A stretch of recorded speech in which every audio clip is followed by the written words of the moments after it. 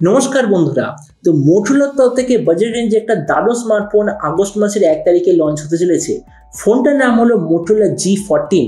আর সবচেয়ে ইম্পর্টেন্ট জিনিস হলো ওই দিনে এক্স্যাক্টলি সেম প্রাইস পয়েন্টে Xiaomi তরফ থেকে লঞ্চ হতে চলেছে Redmi 12 বলে একটা স্মার্টফোন। তো এই জন্য এই ভিডিওতে আমরা দেখবো এই যে Motorola G14 বলে যে ফোনটা আসছে এটার ফুল স্পেসিফিকেশন, প্রাইস, আর যে দামে এটা আসছে সেই দামে এটা কি প্রাইস পয়েন্টের সবচেয়ে বেস্ট ডিভাইস হবে নাকি এর চেয়ে বেটার অন্য কোনো ফোন অ্যাভেলেবেল আছে। এই ভিডিওতে আমরা এটার সম্বন্ধে আলোচনা করব। তো চলুন শুরু করছি ভিডিওর কোনো সময় নষ্ট না করে। আপনি যদি গ্যাজেট ওয়ার্ল্ড বাংলা চ্যানেলে প্রথমবার আসেন আর খুব বাংলা টেক ভিডিও ডেইলি দেখতে চান তাহলে গ্যাজেট ওয়ার্ল্ড বাংলা চ্যানেলটা সাবস্ক্রাইব অবশ্যই করে নেবেন। তো প্রথমত আলোচনা করবো এই স্মার্টফোনটার ডিজাইন সম্বন্ধে। তো যেমন আমরা দেখতে পাচ্ছি না এই যে Motorola G14 পেছন দিক থেকে দেখতে এক্স্যাক্টলি এরকম। এর পেছনের যে মেটেরিয়ালটা ওটা হলো নর্মাল গ্লসি টাইপের প্লাস্টিক ব্যাক কভার। ফোনটা থিকনেস হলো 8.1 মিলিমিটার আর ওয়েট হলো 182 গ্রাম। এই যে ফোনটা টোটাল 4টে কালারে আসবে, ব্লু, গ্রে, গোল্ড আর পিঙ্ক। ডিসপ্লের দিক থেকে এতে আপনি পাবেন 6.5 inch full HD plus 90 hertz IPS LCD display, তার সঙ্গে 180 হার্জের touch sampling rate, 20:9 aspect ratio, 91% screen to body ratio, 500 নিটসের ব্রাইটনেস, আর ডিসপ্লের যে প্রোটেকশন সেটা হলো পান্ডা গ্লাসের প্রোটেকশন। তার মানে সোজা কথা বলতে গেলে প্রাইস পয়েন্ট হিসেবে যে ডিসপ্লেটা ঠিকঠাক আছে। প্রসেসরের দিক থেকে এতে আপনি পাবেন ইউনিসক T616 প্রসেসর।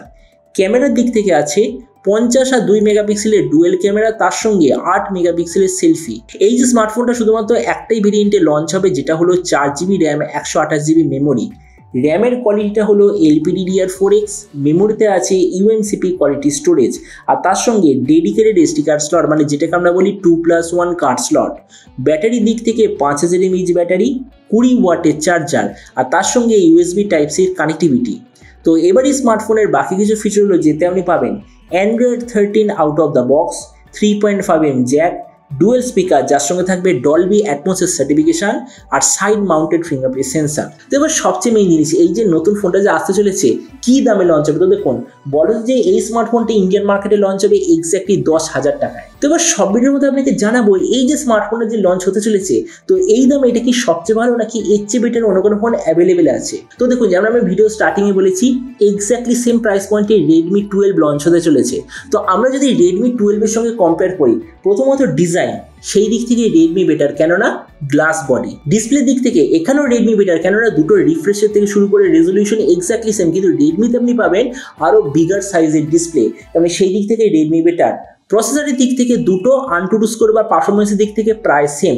ক্যামেরার দিক থেকে অ্যাকচুয়ালি Redmi বেটার, কেননা Redmi-তে আপনি পাবেন 50, 8 আর 2 রিয়ার ক্যামেরা, কিন্তু Motorola আপনি পাবেন 50 আর 2 মেগাপিক্সেলের রিয়ার ক্যামেরা। তার মানে এই দিক থেকে Redmi বেটার। ভেরিয়েন্টের দিক থেকে দুটো প্রায় সেম, কেননা দুটোরই যে বেস ভেরিয়েন্ট ওটা যে র্যাম রমের কোয়ালিটি, কোয়ান্টিটি, SD কার্ড সব এক্স্যাক্টলি সেম। ব্যাটারির দিক থেকে দুটো সেম।